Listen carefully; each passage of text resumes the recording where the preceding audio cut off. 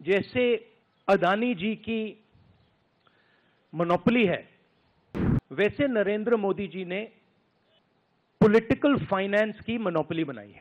ED, CBI, income tax department का प्रयोग करके जो भी भ्रष्ट हैं वो सब बीजेपी में जा रहे हैं। आरएसएस ने और बीजेपी ने और खासतौर से नरेंद्र मोदी जी ने जो स्ट्रैटेजी बनाई है उसका फाउंडेशन क्या है, उसकी नींव क्या है, सबसे पहले यह समझना है। नरेंद्र मोदी जी ने जैसे अदानी जी की मोनोपोली है पोर्ट्स पर, इंफ्रास्ट्रक्चर पर, डिफेंस में, वैसे नरेंद्र मोदी जी ने पॉलिटिकल फाइनेंस की मोनोपोली बनाई है। कैसे बनाई है? ED, CBI, income tax department का प्रयोग करके। अगर आप बॉन्ड स्कीम्स को देखें तो उसमें साफ दिख जाता है कि नरेंद्र मोदी जी ने, बीजेपी ने एक प्रकार से पॉलिटिकल फंडिंग एक्सटॉर्शन से, धमकी से, प्रेशर से बनाई है। खारगे जी ने कहा जो भी भ्रष्ट हैं वो सब बीजेपी में जा रहे हैं।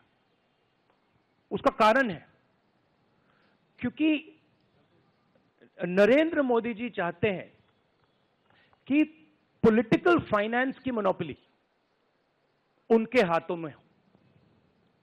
अब हमारे बैंक अकाउंट बंद कर दिए, हमारे पास ओरिजिनल रास्ता जो था वही हमारा रास्ता है। हम जनता के साथ जाकर मिलकर उनके लिए लड़ते हैं। ये जो मैनिफेस्टो बना है, ये मैनिफेस्टो कांग्रेस पार्टी ने नहीं बनाया है। ये मैनिफेस्टो हिंदुस्तान की जनता ने बनाया है। हमने सिर्फ इसको लिखा है, ठीक है, और हमने सिर्फ इसको लिखा है। जो किसानों ने हमें बताया, खारगे जी को बताया, मुझे बताया, बाकी नेताओं को बताया, वो हमने लिखा है। चाहे वो रोजगार की बात हो, चाहे वो कॉन्ट्रैक्ट लेबर की बात हो, हजारों लोगों से बात करके हमने ये हिंदुस्तान की आवाज है, ये लिखी है।